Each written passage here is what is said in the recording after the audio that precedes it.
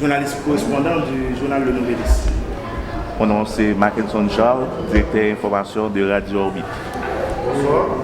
Mon nom est Apple Whitney, journaliste à Zaragoza et correspondant à Tepali Sabo. Bonsoir. Moi c'est Kerry Danilo, moi c'est photographe reporter Chicom. Bonsoir, c'est Gaël, directeur avec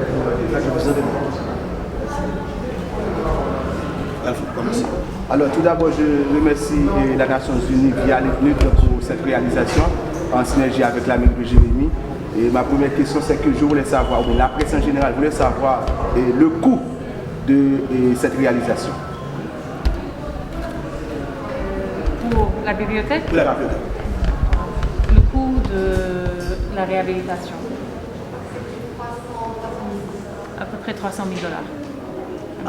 À peu près ou 300 000 $? 300 000 $. Maïssa Todari, la dernière fois qu'on s'est parlé, vous avez dit que ici, à l'enceinte même de cette bibliothèque, on va avoir le centre culturel.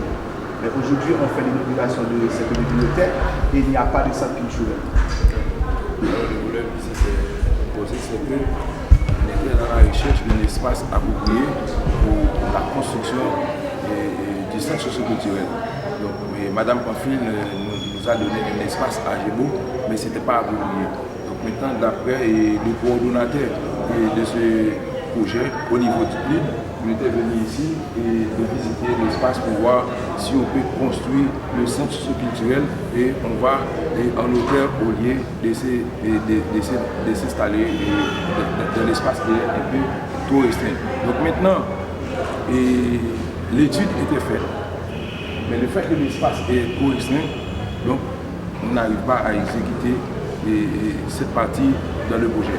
Donc maintenant la réhabilitation s'est faite, mais maintenant la construction du centre socio-culturel n'était pas exécutée. C'est pourquoi dans mon discours tout à l'heure, je disais qu'il est nécessaire de construire le centre socio-culturel pour la jeunesse jérémienne. Si je comprends bien, c'est-à-dire que n'oubliez pas que le projet cohésion sociale est déjà terminé. Et ce projet-là, c'est-à-dire cette réalisation-là, le centre socio-culturel fait partie intégrante de ce projet. C'est-à-dire, si le projet a déjà pris fin, c'est-à-dire est-ce que la ville de Jérémy, encore les jeunes de la ville de Jérémy, peut toujours espérer, même si les représentants de la Nations Unies sont là, mais est-ce que la jeunesse jérémienne peut toujours espérer exactement la construction de ce centre? La jeunesse jérémienne peut toujours espérer parce que je suis un véritable combattant. C'est pourquoi que j'ai lutté auprès de ces différents partenaires pour pouvoir implémenter ce projet pour la jeunesse jérémienne. Maintenant, l'étude est faite. Okay? Maintenant, on va essayer de frapper même les portes de ces différents partenaires pour pouvoir trouver du financement pour implémenter ce projet. La seule chose, il nous faut trouver un espace approprié. On était allé à Calas dans un espace appartenant à l'église catholique. Donc on nous avait dit, après l'exécution, ce sera sous le contrôle de l'église catholique. Non, ce ne sera pas possible. Donc on était en train de discuter et de rechercher un autre espace. Jusqu'à présent, on est toujours en cours de recherche d'un espace approprié. Une fois qu'on trouve l'espace approprié, l'étude est faite, donc on part directement à la recherche du financement. Je souhaite ajouter un mot par rapport à la réponse du maire, parce que de facto, une bibliothèque est un centre socio-culturel. De facto, dans le sens où c'est un centre qui reçoit du monde, du social, des gens viennent, avec des activités culturelles qui ont lieu dedans, avec un espace public numérique, avec un terrain de jeu, avec un jardin. Donc de facto, nous sommes dans un centre socio-culturel. Maintenant, c'est dans l'appellation. Dans cette salle, par exemple, il est possible d'organiser des séances de cinéma. Il est possible d'organiser, même en week-end, même des cours de danse. Il est possible sous la cour qu'il y ait différentes manifestations culturelles et sportives. Nous sommes de facto dans un centre socio-culturel. Maintenant, le maire, dans son génie municipal, peut décider de créer un autre centre socio-culturel.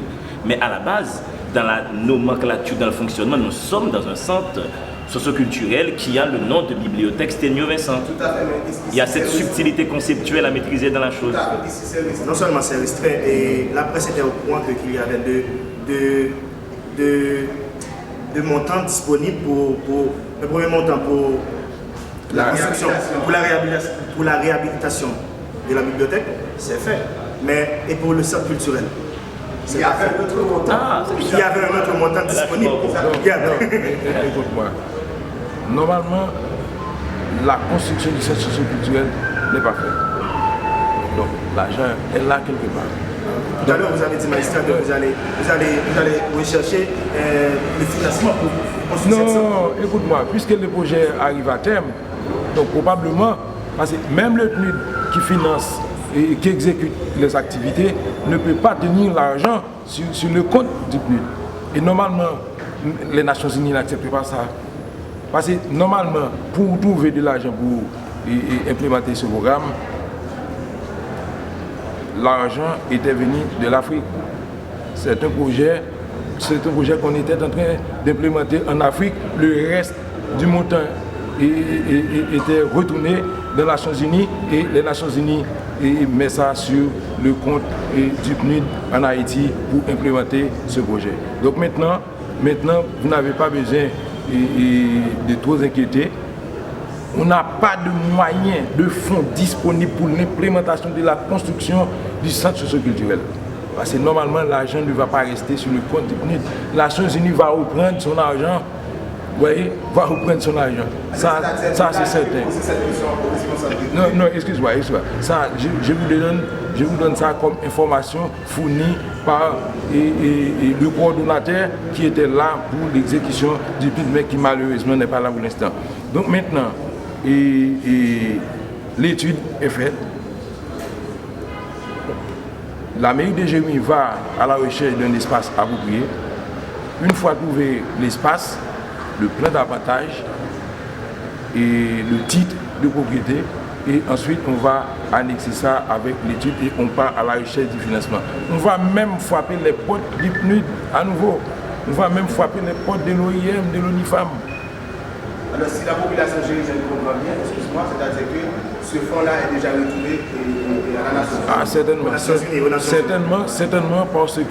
certainement parce que une fois le projet arrive à terme, il y en a certaines activités qu'on n'arrive pas à implémenter, donc on ne va pas garder l'argent dans le PNUD. Je peux peut-être juste compléter en termes d'information. Il est vrai, il y a, et je ne sais pas si c'est le moment de rentrer dans trop de détails, mais dans toute planification, il y a la planification et il y a la réalité. Alors, on s'est trouvé au cours de route que, effectivement, comme monsieur le maire l'a indiqué, l'espace qui a été trouvé pour faire cette construction n'était pas approprié. Alors, ce qu'on a pu faire, sur la ligne où il y avait la réhabilitation qui était planifiée, on a pu faire encore plus de ce qui était planifié à l'origine en utilisant les fonds qui auraient pu être destinés à la construction du centre. C'est pour ça qu'il y a le centre multimédia, par exemple, qui n'était pas prévu dans la planification originale, dans la réhabilitation de cet espace. Alors, on a pu investir davantage dans la bibliothèque pour qu'il n'y ait pas un montant qui ne soit pas utilisé et qui soit gaspillé ailleurs. Mais voilà. Ça nous aide dans la planification, on a pu replanifier et investir un peu plus dans la bibliothèque, puisqu'on n'a pas pu trouver une solution au centre ou bien au terrain approprié pour plusieurs raisons pour la construction du centre socioculturel. Madame, vous avez dit que l'espace n'était pas approprié. Est-ce qu'il y avait une étude faite par le NUD pour voir que si l'espace n'était pas approprié vraiment?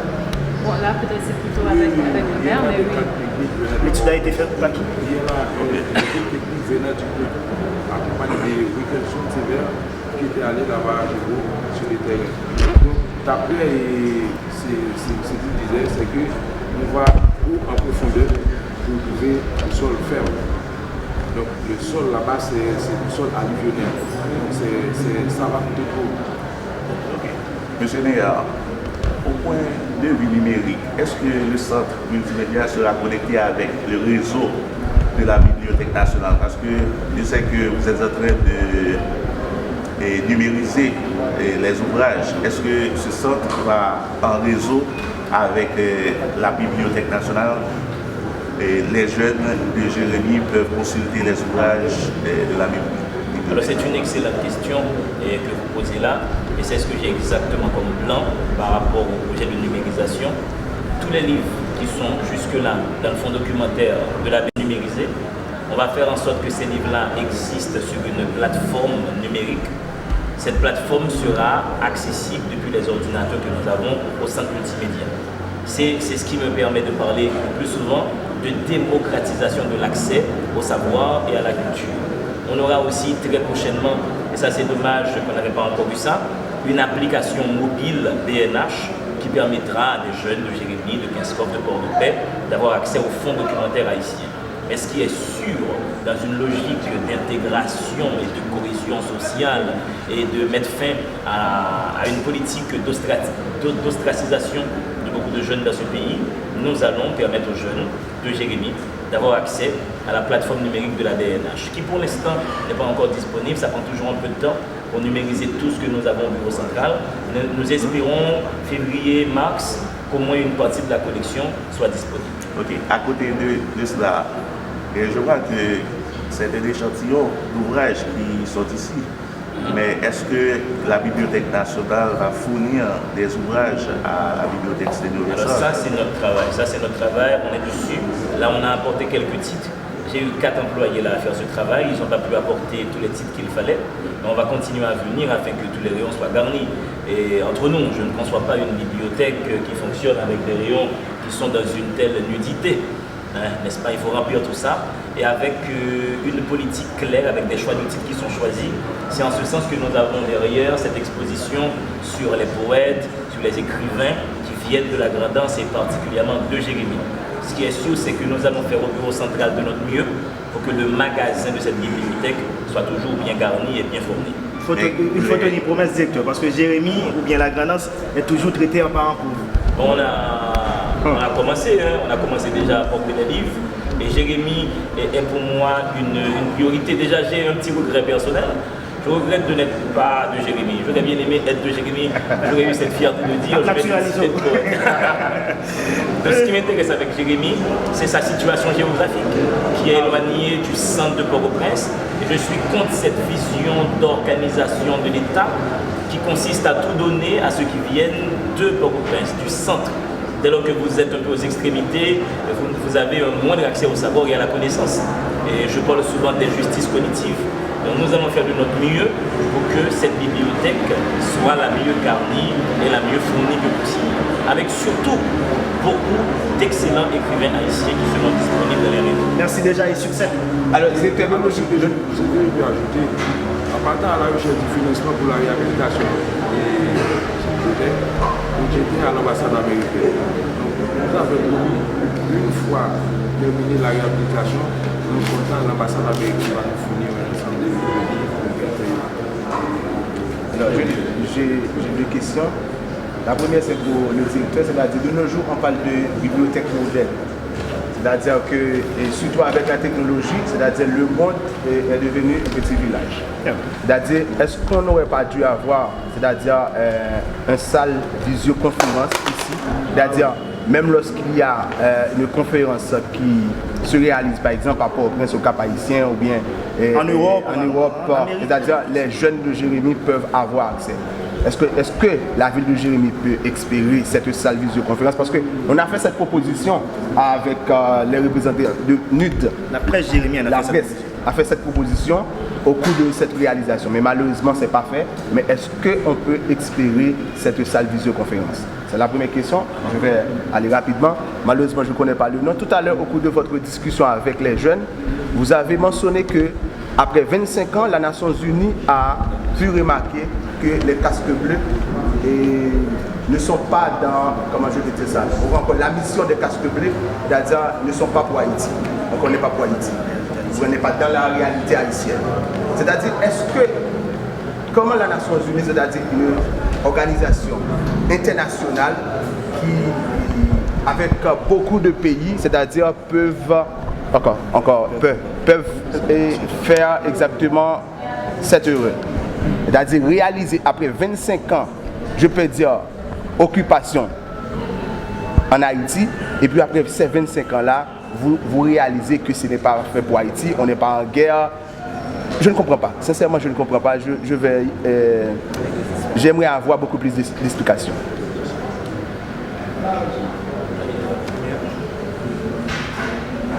deux questions. Pour les visioconférences. Oui, pour la visioconférence, le directeur ou encore. Oui, alors pour la salle de visioconférence, honnêtement, c'est un minimum pour toute bibliothèque digne de ce nom.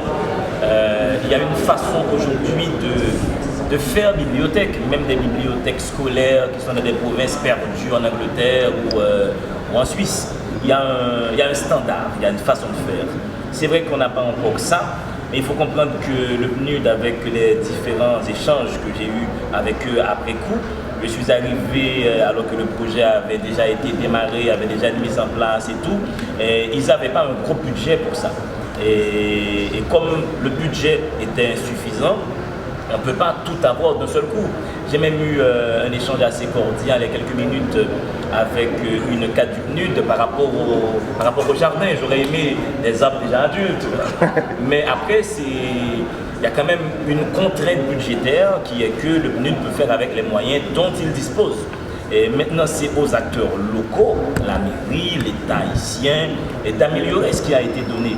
Moi, je suis pour une politique de partenariat qui est comment le coopérant peut proposer ce qu'il peut proposer. Il revient maintenant à l'État de manager ce qui a été donné, d'en faire la meilleure utilisation, de l'améliorer, de l'adapter à ses besoins réels. Donc, pour la salle de visioconférence, est-ce que je vais te dire là maintenant, demain on l'aura, dans un mois ou dans 2 mois? Je ne vous demande pas ça. J'allais modifier mon statut. J'allais passer du statut de directeur à celui de mentor. Mais ce qu'il faut savoir, c'est que c'est dans un coin de ma tête, je sais comment une bibliothèque doit fonctionner. Je sais ce qu'il faut dans une bibliothèque. Maintenant, la volonté ne suffit pas. Même avec les bons sentiments, on ne fait pas de la bonne littérature. Avec les bons sentiments, on ne fait pas une bonne bibliothèque. Il faut aussi l'argent, l'apport financier. Il faut qu'il y ait un travail de synergie entre la mairie, la BNH, le directeur de cette bibliothèque, les autres acteurs internationaux, pour fédérer nos énergies et nos bonnes volontés pour la meilleure gouvernance possible de cette bibliothèque, afin qu'elle ait les services nécessaires à toute bibliothèque digne de ce nom. Alors, depuis 25 ans, depuis le retour depuis le milieu des années 90, comme vous le savez mieux que moi, le Conseil de sécurité a autorisé des missions successives, à peu près ininterrompues, à part une toute petite période, je crois, vers les années 2000, ininterrompues pendant 25 ans. Ces missions ont fait énormément de travail avec l'État haïtien et les partenaires haïtiens. Tout le travail depuis la naissance de la PNH, donc 25 ans d'appui à la PNH, beaucoup de travail dans l'état de droit, le renforcement de la justice, des services des prisons, etc. Donc beaucoup dans l'état de droit, énormément. Il y a toute une liste de choses. Renforcement des institutions haïtiennes pour avancer dans leur processus démocratique, de protection des droits de l'homme, etc., etc., etc. Donc énormément de bonnes choses ont été faites. Est-ce qu'Haïti est un pays en guerre? C'était ça mon point tout à l'heure. Haïti n'est pas un pays en guerre. Est-ce que dans la boîte à outils des Nations Unies, qui a un certain nombre de corps législatifs, le Conseil de sécurité, le Conseil économique et social, qui est moins connu, le Conseil des droits de l'homme, le Conseil de la consolidation de la paix, dans la boîte à outils des Nations Unies, quels sont les meilleurs outils pour un pays comme Haïti qui n'est pas en guerre? On n'est pas en Somalie, on n'est pas en Afghanistan, on n'est pas en Irak, on n'est pas au Mali. Pour moi, ce sont essentiellement des problèmes d'inégalité sociale, de développement, de pauvreté. La plupart des problèmes d'Haïti qui génèrent de l'instabilité, de la violence, viennent de problèmes de pauvreté. C'est un cercle vicieux. Donc, mettre plus les outils des Nations Unies qui sont du côté du développement pour apporter des solutions à des problèmes structurels d'Haïti, qui sont liés à son modèle économique, qui sont liés à son modèle politique, qui sont liés, etc., qui a généré de l'inégalité sociale. Haïti est un des pays socialement qui est un des plus inégalitaires du monde. On ne corrige pas ça avec des missions de maintien de la paix. Donc maintenant, le Conseil de sécurité, après 25 ans, a décidé de tourner la page, pour le moment, de passer à ce qu'on appelle dans notre jargon de chapitre 7 à chapitre 6, avec le déploiement d'une petite mission politique qui est la BINU. Et donc, mon plaidoyer à moi, avec toutes les agences des Nations Unies, qui sont 18 en Haïti, qui sont très nombreuses. Les Nations Unies, ce n'est pas que les casques bleus. Dans l'image du pays, les gens pensent Nations Unies égale MINUSTAH. Il y a 18 agences en Haïti qui font du travail de fond. Il y en a 3 aujourd'hui ici. Donc faire en sorte que les moyens sont donnés à ces agences pour appuyer l'État haïtien dans son agenda de développement. C'est ça que je dis. Ok, j'ai une autre question. Et quelques temps après l'ouragan Mathieu, les Nations Unies ont commencé avec le programme ou bien le projet Cohésion sociale ici à Jérémie ou bien dans la Grande-Anse. En fait, je voulais savoir quel est le bilan pour vous, ou bien quelle satisfaction, quel était le point fort ou bien le point faible du projet.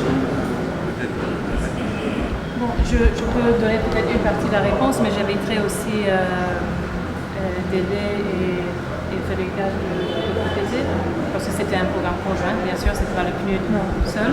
Citoyens engagés, responsables, pacifiques, et apporter tout leur talent à la commune et partager aussi entre eux.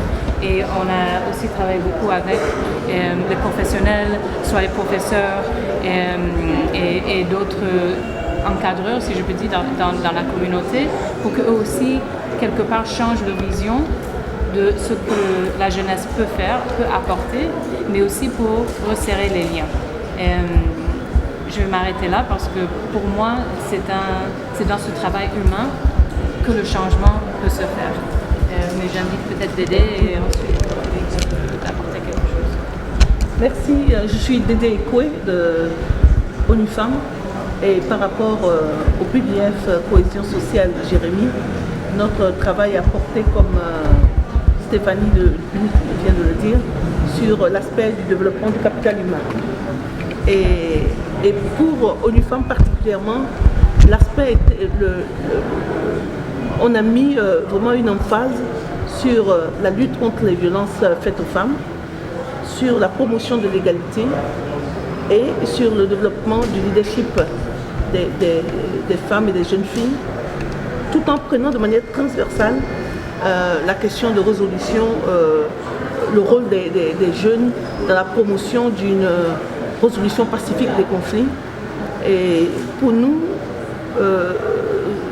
simplement quand je vois le nombre de jeunes qui ont été sensibilisés sur la lutte contre la violence faite aux femmes, qui ont été outillés de compétences sur comment ils peuvent participer à cette lutte, à la fois les jeunes hommes et les jeunes femmes.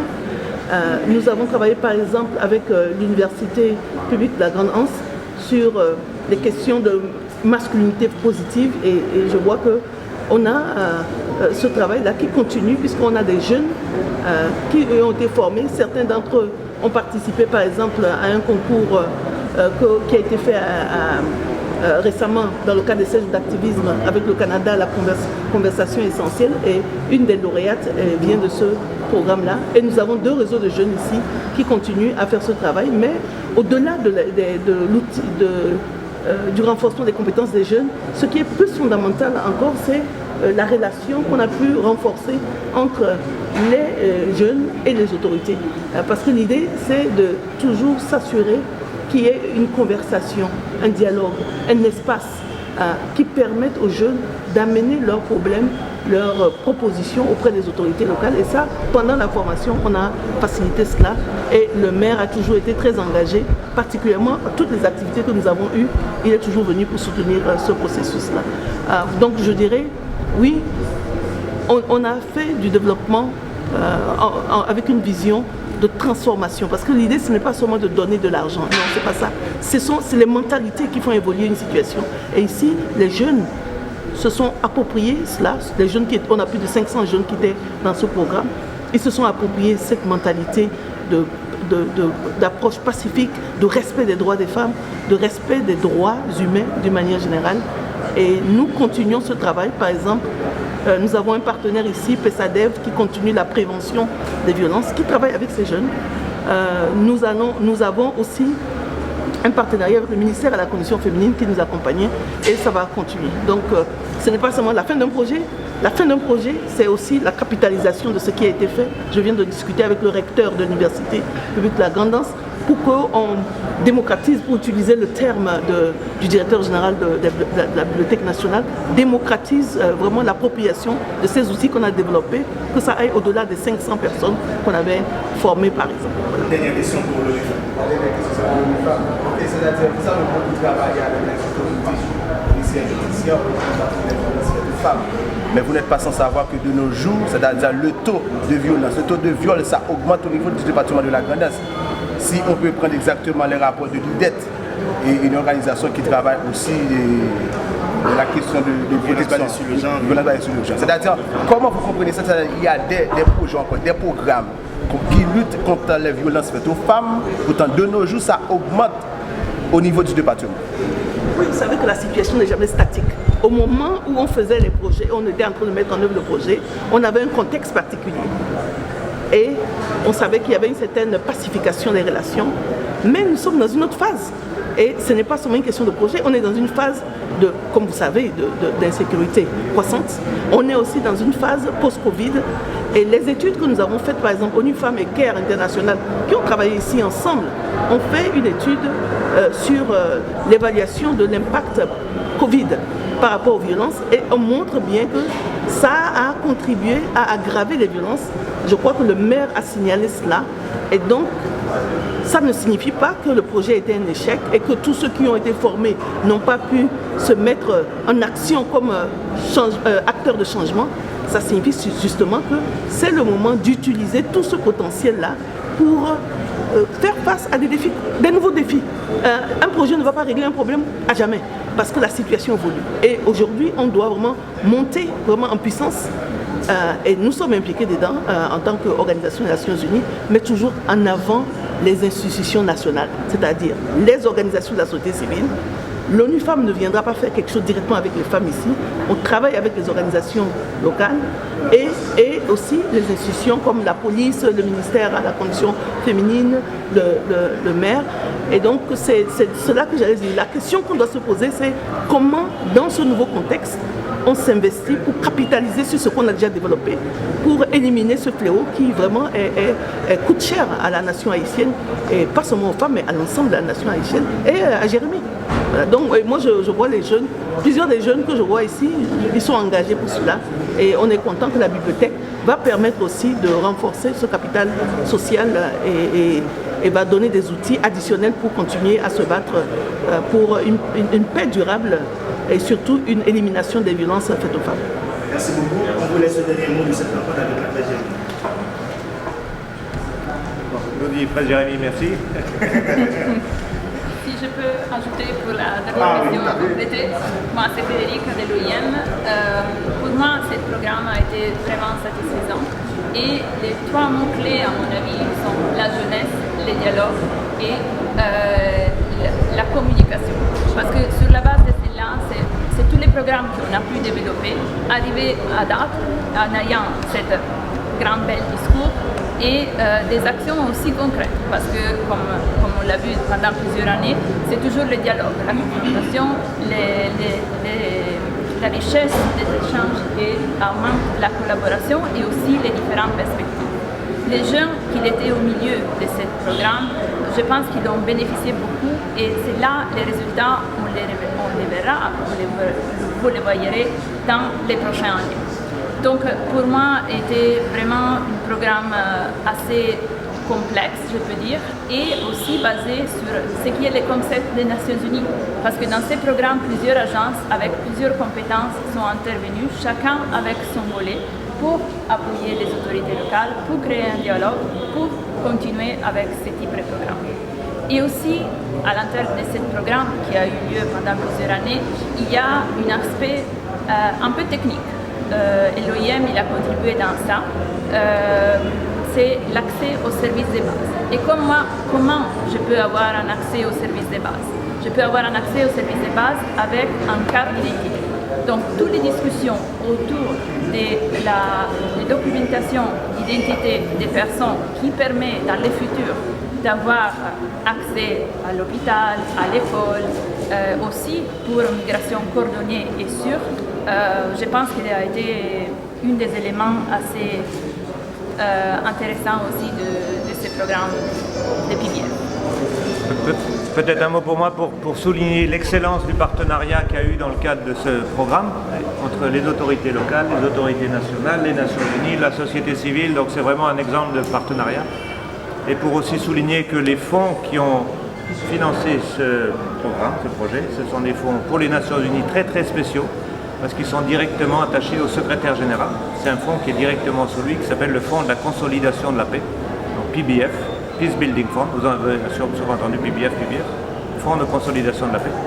C'est un fonds qui va vraiment aux pays qui sortent de conflits, oui, ou qui sont dans une phase de consolidation de la paix, ce qui pour moi est le cas d'Haïti. Développement et consolidation de la paix. Donc c'est un fonds qui est directement sous le radar, le microscope du secrétaire général. Voilà, merci à tous. Merci beaucoup. Merci.